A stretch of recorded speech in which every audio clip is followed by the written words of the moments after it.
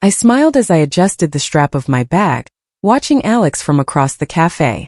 "You're staring again," he teased, his grin lighting up the room. "I can't help it," I admitted, feeling my cheeks warm. "You look perfect." He leaned closer, brushing a strand of hair from my face. "Perfect enough to keep me around?" he whispered, and I laughed, ignoring the tiny prickle of doubt in my chest. Clara's voice echoed in my mind. "He's not as perfect as he seems. Watch him." I shook my head and told myself she was being dramatic. "So what's the plan tonight?" I asked, trying to push the thought away. Alex's eyes sparkled. "Dinner, drinks, maybe a walk by the river. You in?" I nodded, too happy to question him. He always had a way of making everything feel magical. Later, as we walked down the street, he held my hand, and I felt that familiar warmth, the one that made me believe everything would always be okay.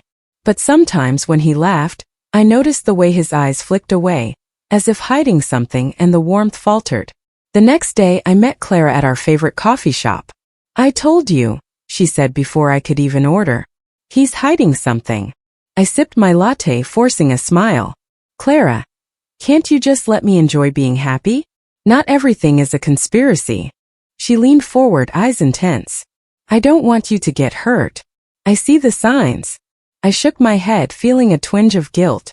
"I'll be careful," I said, though I wasn't sure what that meant. Later that evening, I confronted Alex lightly, testing the waters. "You seem distant sometimes," I said, tracing my finger along his hand. "Distant?" He frowned, tilting his head. "I'm just tired. Work's been crazy." I nodded, pretending to believe him, though part of me recoiled at the rehearsed tone.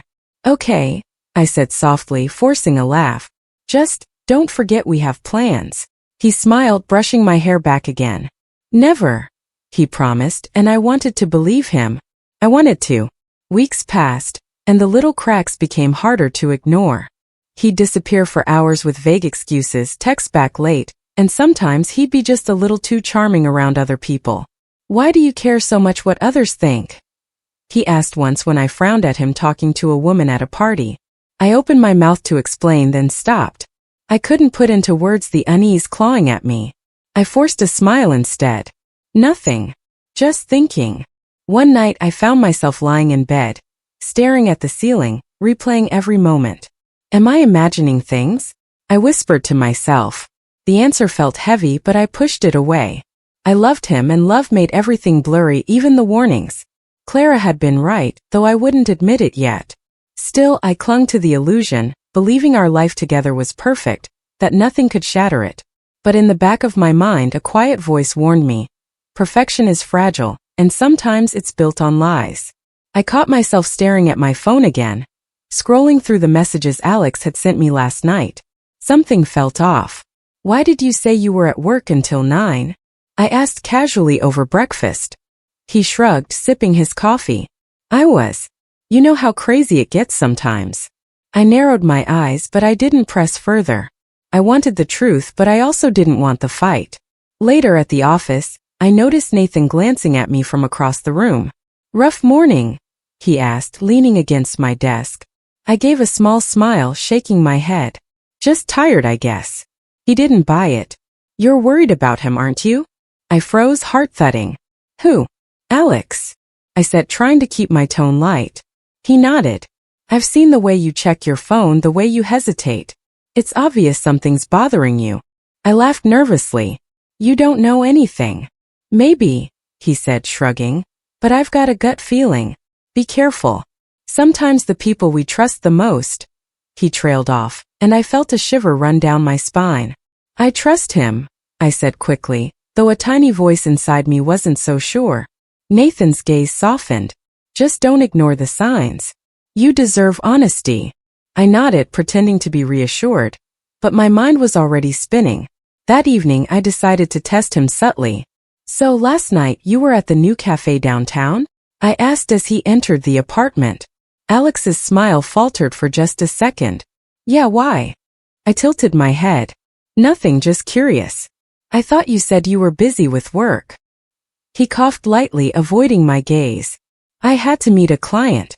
It ran late." I frowned, sensing the hesitation, but I stayed quiet. I didn't want him to see my doubt. I started noticing patterns I hadn't before.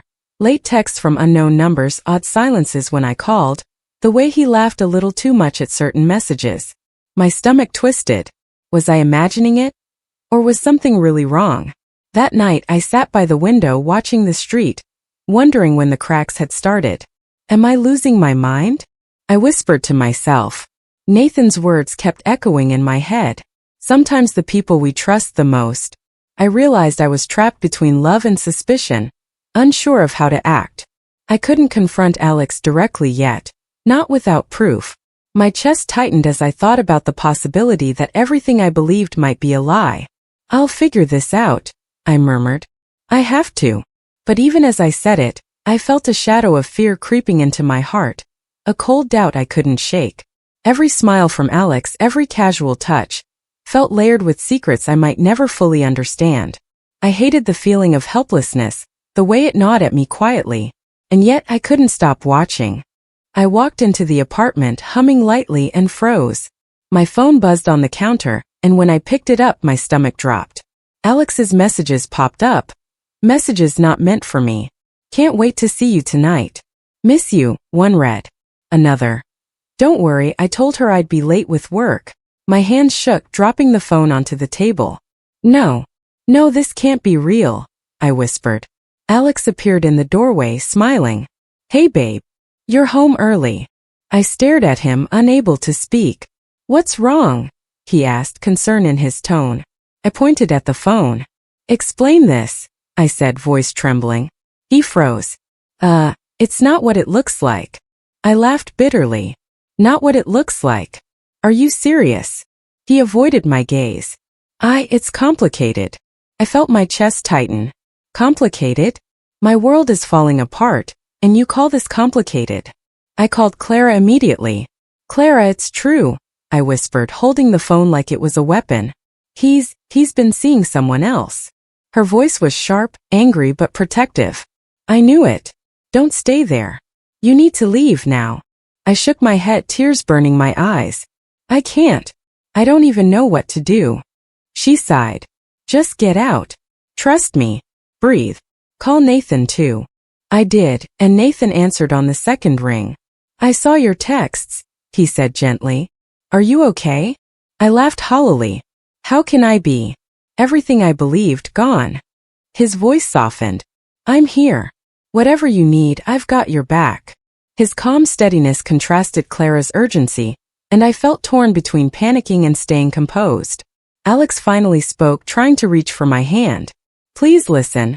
I pulled away sharply. Don't. Just don't. My voice cracked. I trusted you. I believed in us. How could you do this? He looked down, ashamed. I made a mistake. I laughed bitterly. A mistake? 3 years, and this is a mistake. Clara's words repeated in my head. Leave. Don't let him see you crumble. But part of me still wanted answers, closure, even if it hurt. Who is she? I asked, voice low. He hesitated. It's someone from work. I didn't mean for it to. I cut him off. Stop. Just stop. I can't hear it. Nathan's voice was firm when he spoke next. You don't need to know. What matters is you. You decide what to do, not him. I sank onto the couch, feeling paralyzed, my mind spinning with rage, heartbreak, and disbelief. I wanted to scream, hit something, run, anything. Yet I felt frozen, trapped in this moment where everything familiar had dissolved. I don't know what to do. I whispered to myself, clutching the phone. Clara's voice echoed, leave. Protect yourself. Nathan's presence felt like a silent anchor. I have to think, I said aloud, more to myself than anyone else. Alex stayed silent, guilt written across his face, and I realized the person I loved was gone, replaced by someone I didn't recognize. I'll figure it out, I said finally, though my voice was weak. But you're done. He nodded, defeated, as I turned away. The room felt smaller, the air heavier, and I understood for the first time that betrayal wasn't just a word. It was a hurricane that could destroy everything you thought was safe. And I was standing in the eye of it. I couldn't stop thinking about him. Every smile, every touch, every word replayed in my mind like a broken record. How could I have been so blind? I whispered to myself, staring at the ceiling. My hands trembled as I clutched a pillow, wishing I could erase the memories. The betrayal cut deeper than I thought possible. My phone buzzed and I saw Clara's name. I answered quickly, my voice shaky. I can't do this anymore, I admitted before she could even speak. You need to leave him, she said firmly, and I hated how right she sounded. I know, but... I trailed off, unsure how to explain the knot of anger, hurt, and love twisting inside me. But what? She pressed. But part of me still wants to understand, to hear him say he's sorry. Is that wrong? Clara's voice softened, but her words were sharp with concern. No, it's not wrong to want closure. But don't let him control your heart again. You deserve better. I swallowed hard, trying to steady myself. I feel broken, I whispered. I trusted him with everything, Clara. Everything. Then rebuild, she said almost harshly.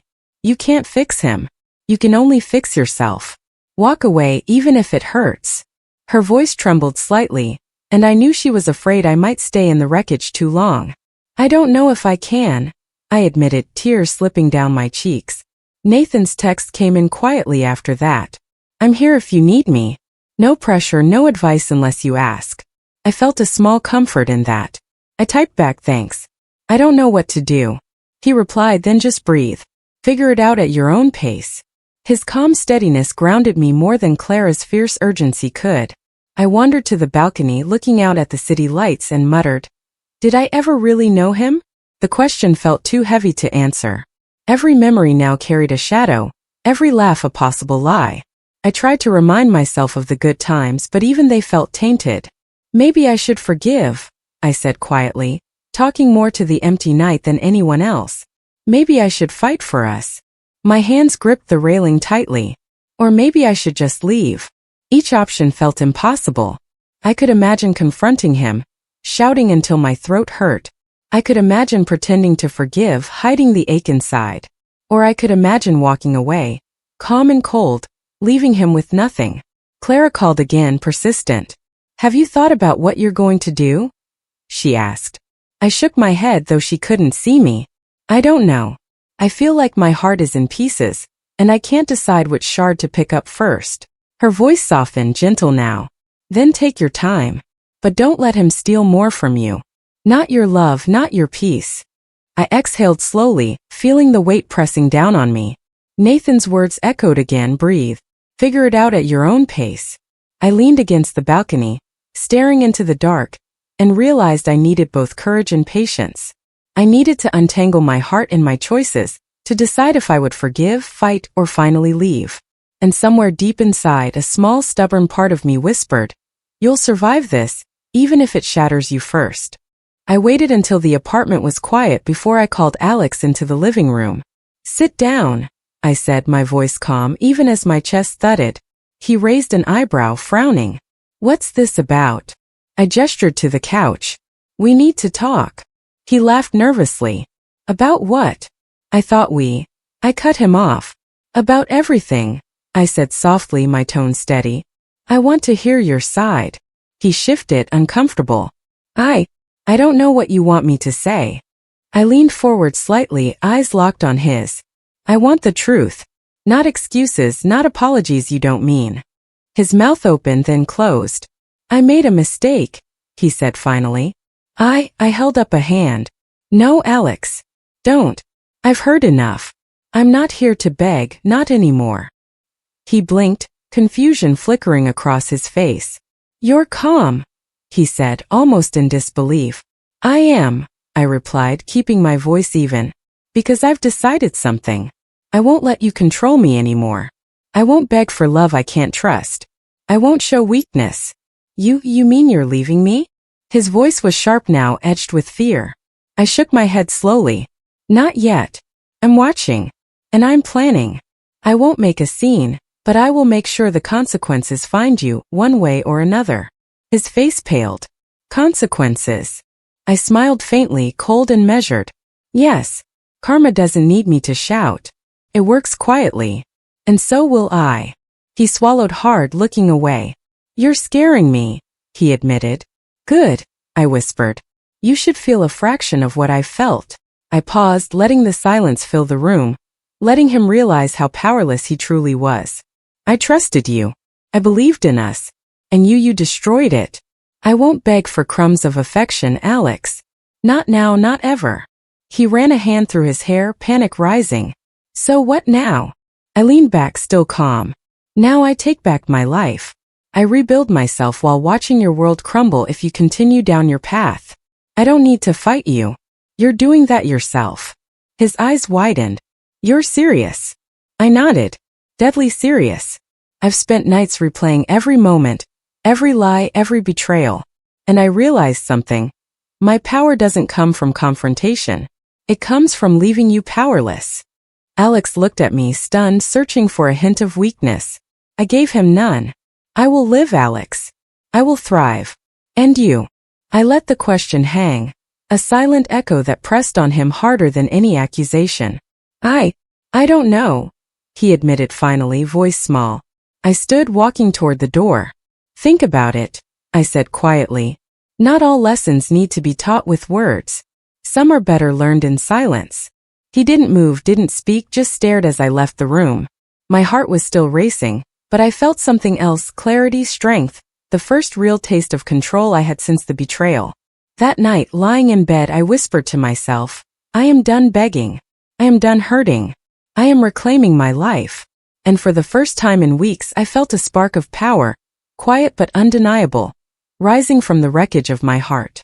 I stopped answering Alex's texts immediately. The first time my phone buzzed and I stared at it, breathing slowly. Ignore it, I whispered to myself. He would see that I wasn't available, that my world didn't revolve around his lies. Later, when he called, I let it ring. The silence was deliberate, a small act of reclaiming my power. A few days later, Clara called. You're doing it, aren't you? She asked, her voice sharp but encouraging. I laughed lightly, a sound I hadn't heard in weeks. I'm trying. It's freeing in a way. She sounded relieved. Good. Let him feel what it's like to lose you. I leaned against the kitchen counter, imagining him checking his phone, realizing I was no longer at his disposal. A thrill ran through me, quiet but satisfying. Nathan noticed the change too. You're different, he said softly when we met for lunch. Stronger, I think. I smiled at him. I feel stronger. I'm focusing on me now. He nodded. Good. That's all you need. Let him unravel while you rebuild. I felt a spark of amusement imagining Alex fumbling through his social life without me, his arrogance finally backfiring. It didn't take long to notice the cracks forming. At a meeting, I heard a colleague whisper, Alex isn't as reliable as he claims. Later, another friend mentioned he had missed a deadline, a lie he'd blamed on everyone but himself. I felt no joy in it, only quiet acknowledgement. Maybe karma works faster than I thought, I murmured. Clara laughed over the phone. It always does.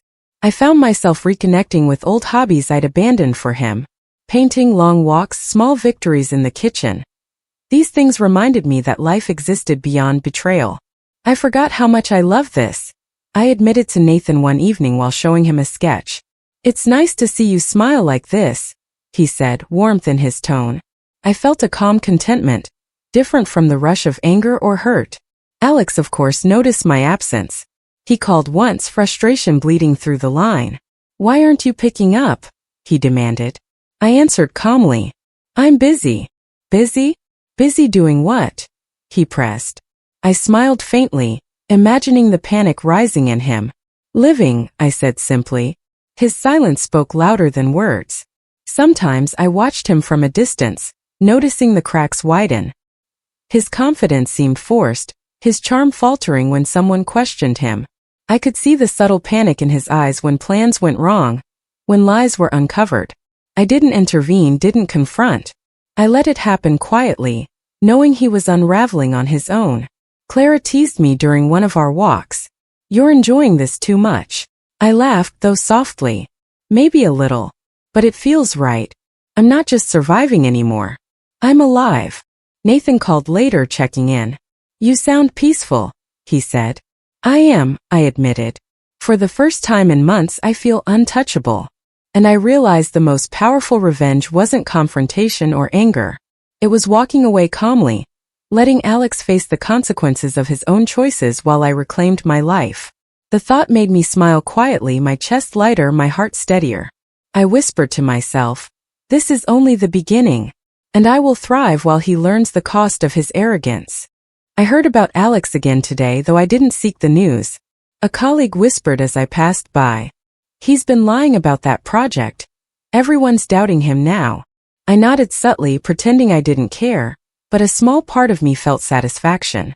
Figures, I murmured to myself, thinking of how fragile his charm really was. Later, Clara called. I heard about Alex, she said sharply, as if scolding me.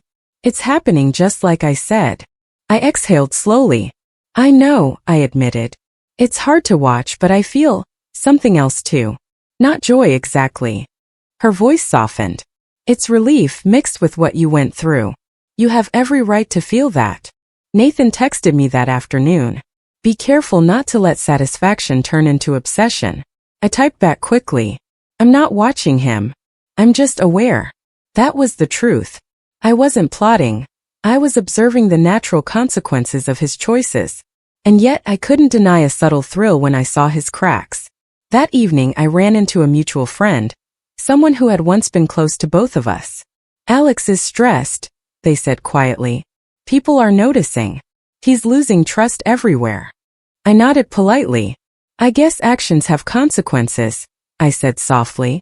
The friend hesitated, then left. I lingered a moment, savoring the quiet. Karma didn't need my hands. It was unfolding perfectly. Alex called later, his tone sharper than usual. Why aren't you responding? I smiled faintly at the phone.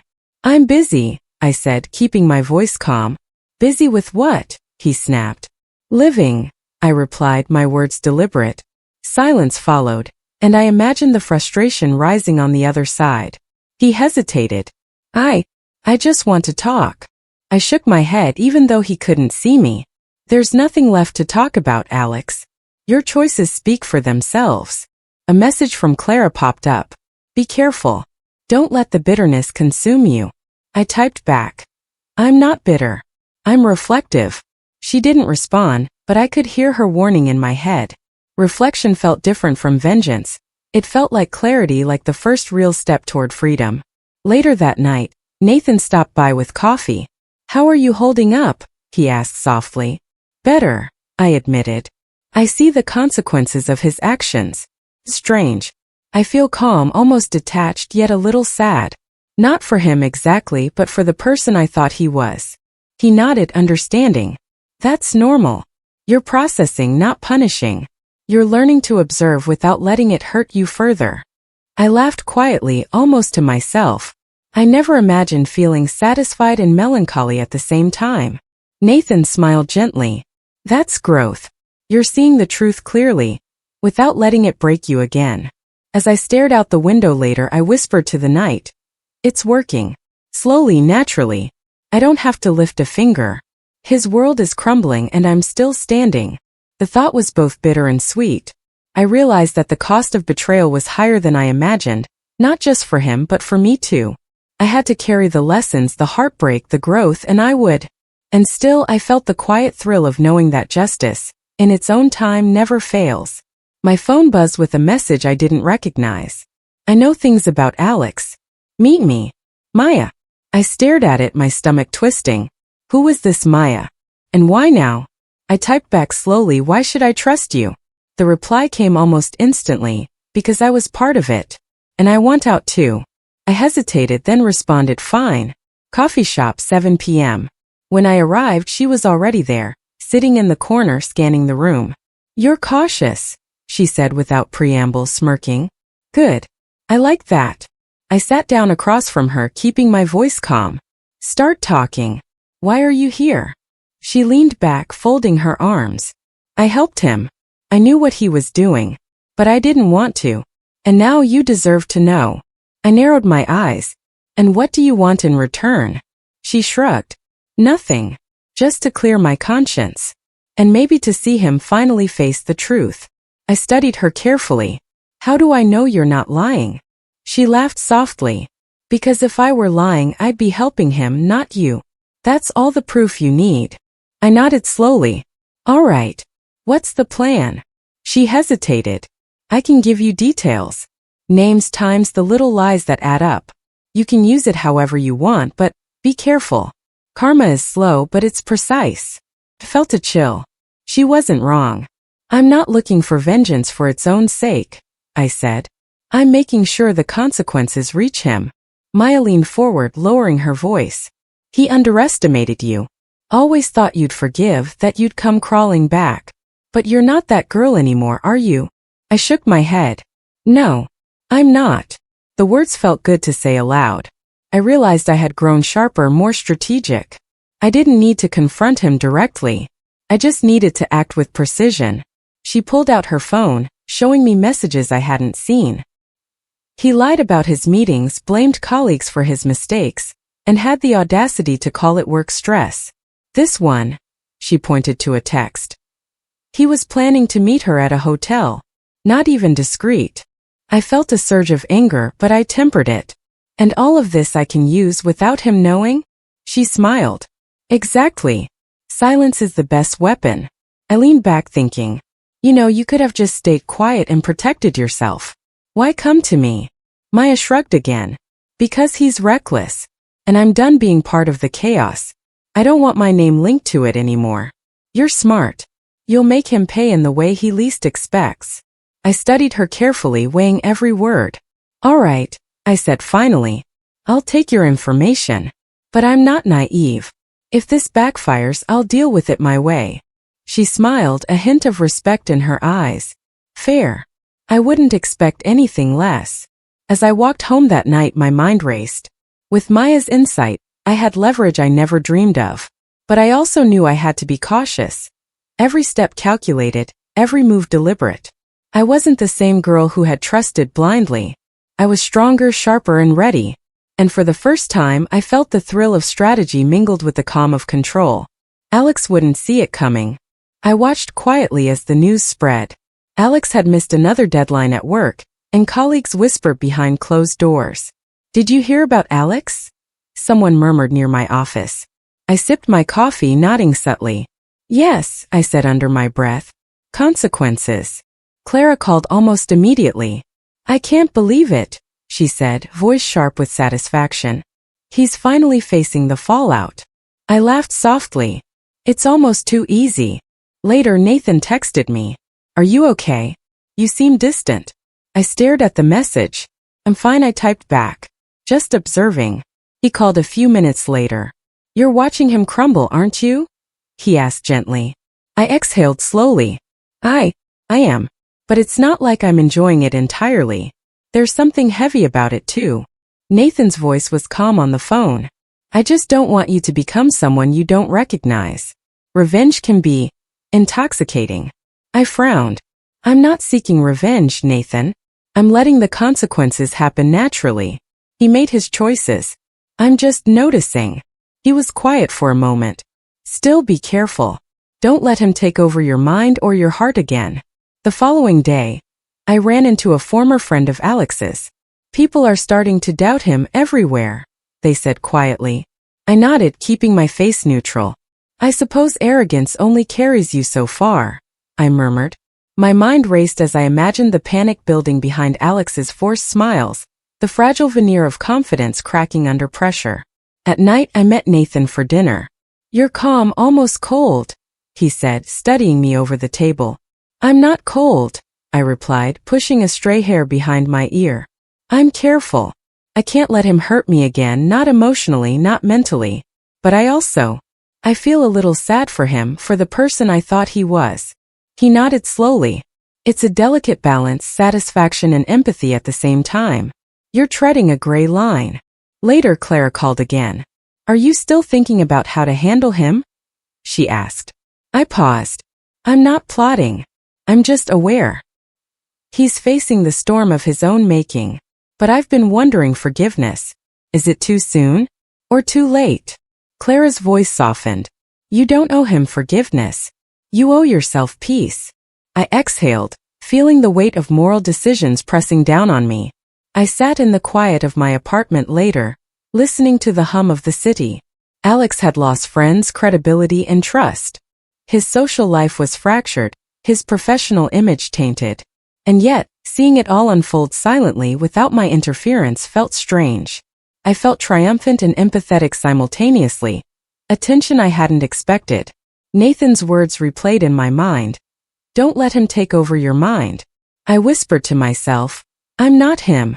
I'll survive this with my integrity intact. I'll watch consequences unfold, but I won't let bitterness define me. I realized that controlling my reactions, holding on to my own sense of morality, was more satisfying than direct confrontation. The storm was hitting him hard, and I could only observe, feel, and grow stronger. And as I exhaled, I allowed myself a small, quiet smile, knowing that karma, subtle and patient, had its way, even when I did nothing but step back. I watched Alex walk into the room, unaware that everything was about to shift. I stayed quiet, letting the tension build. Alex, I said softly, drawing his attention. He turned, eyebrows raised. What now? I smiled faintly, calm and composed. Nothing for me. But for everyone else, perhaps some clarity is overdue. He frowned, confused. Clarity? About what? I gestured to a group of colleagues and friends nearby, people whose opinions had once mattered so much to him. You'll see, I said, keeping my voice measured. His smile faltered slightly, a flicker of unease passing through his eyes. I could feel the shift already, the first tremors of control leaving him. I pulled out my phone casually. Funny, isn't it? I said, scrolling. How details we try to hide eventually surface? How little lies snowball into chaos. Alex's face tightened. What are you talking about? I ignored the question. Let's just say some people might want the truth about your recent successes. I clicked a button, sending selected messages, images and timelines to those who mattered most to him. The silence was deafening as they read, their expressions shifting from surprise to disbelief. What is this? Alex finally demanded, voice wavering. I didn't look at him directly. Facts. Nothing more. Just the reality of choices and consequences. He swallowed, searching my calm face for a hint of malice. You can't. I cut him off softly. I didn't do anything cruel. I simply allowed transparency to do its work. Clara nudged my arm gently. You're incredible, she whispered, admiration in her tone. I smiled faintly. It's about precision, not emotion. Let him see the full picture without me needing to say it. Nathan watched quietly from the sidelines, giving me a small, approving nod. His presence reminded me that strength didn't always need anger. Alex's friends whispered among themselves, pointing at messages, shaking their heads. His lies and manipulations had unraveled without me raising my voice. I could feel him shrinking, realizing that influence, charm, and deceit meant nothing when faced with clear evidence. I don't understand, he muttered, panic creeping in. You'll understand soon enough, I said softly, voice calm, almost serene. The truth has a way of reaching those it needs to, and your walls are transparent now. I leaned back, feeling the steady surge of satisfaction, the quiet power of watching karma unfold naturally. Yet, even as I felt it, a bittersweet ache remained. The hurt of his betrayal didn't vanish, not entirely. He sank into a chair, face pale, surrounded by the very people whose opinions he had once manipulated. The room buzzed with murmurs, questions, and disbelief. I observed silently, savoring the moment without gloating. Control had shifted completely, and he could do nothing to reclaim it. Later, Clara whispered. Do you feel better? I exhaled slowly. In some ways. But the satisfaction isn't pure. It doesn't erase the heartbreak, only balances the scales. Nathan's voice was gentle. That's normal. Revenge rarely heals completely. What matters is you reclaimed yourself in the process. I nodded, looking at Alex, humbled and silent, and felt the quiet thrill of justice done without malice. This, I whispered to myself, is power tempered with patience. The storm has passed, but I am still here whole. And for the first time in months I believed I could finally breathe. I sat by the window, holding a small empty jar in my hands. Feels strange, doesn't it? Clara's voice came softly from beside me. What? I asked, turning slightly. Letting go. I glanced at her, a small smile forming. It does. But also freeing. I can finally breathe. She nodded, her hand brushing mine. You survived the storm. Now it's time to rebuild. Nathan appeared in the doorway with a cup of tea. Checking in on you, he said gently, setting the cup down. I see you're doing all right, he added, his eyes soft. I exhaled slowly. I am. I've realized something important. Revenge. Watching him fall, it was satisfying, but it never healed me fully. Walking away calmly, reclaiming myself, that was the real power. Clara chuckled. I'm glad you figured that out. I traced my fingers along the rim of the jar. This jar, I said quietly, represents all the pain, the lies, the heartbreak. And today I let it go. I tilted it, watching the imaginary contents spill into the air, a symbolic gesture of release. You've come a long way, Nathan said. More than you think. I nodded. I still feel the scars, but they don't define me anymore. I'm learning to live with them, and to grow stronger because of them. Clara smiled, her eyes glistening slightly. It's beautiful to see you like this. Independent, clear-headed, and alive again. I laughed softly. Alive again, yes. I finally understand that my happiness doesn't depend on anyone else. Not Alex, not anyone. I am enough. Nathan sat beside me. And you've still got us, he said quietly. I know, I replied. And that makes it easier, though this journey is mine. I feel complete, in a way I couldn't have imagined months ago. I leaned back, closing my eyes, picturing the weight of betrayal lifting, replaced with calm strength. I never thought I'd feel this peaceful after so much pain, I admitted. It's a strange mixture, bittersweet, but empowering. Clara nodded, squeezing my hand. That's growth. You've turned suffering into strength. I opened my eyes and looked at them both. I'm ready to move forward, to create a life that's mine. And I finally forgive myself for trusting, for feeling, for loving. That was never my weakness. I placed the jar on the windowsill, sunlight catching the glass, sparkling faintly. This is my rebirth, I whispered. No more illusions. No more pain dictating my choices. I am whole. Clara smiled warmly. To new beginnings, she said. Nathan raised his cup of tea like a toast. To you, he said softly. I exhaled one final time, letting the tension leave my shoulders. For the first time in months, I felt truly free. Calm, unshakable, and alive. My heart was mine again, and that, I realized, was the ultimate victory. I stepped out into the morning air, inhaling deeply. It's quiet, I whispered to myself, a small smile tugging at my lips. Clara, walking beside me, nodded. It's peaceful now, isn't it? I nodded back. Yes. He's gone. The chaos, the lies. Everything has ended. She reached out, squeezing my hand gently. And you survived. That's what matters. Nathan called later, his voice soft over the phone. How are you holding up? I leaned against the windowsill, watching sunlight spill across the floor. Better, I said honestly. I feel free. Like I can breathe without carrying the weight of him or the past. He chuckled lightly. I've never heard you sound so calm. I laughed softly. Calm but aware. Strong but reflective.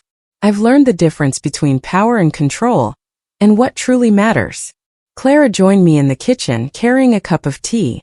You're glowing, she said with a teasing smile. I sipped mine quietly. I'm learning to enjoy small things again. The sunlight, tea, quiet mornings. Things I used to ignore while lost in heartbreak. She nodded, smiling. Those little joys remind us that life goes on. I looked at her, eyes warm.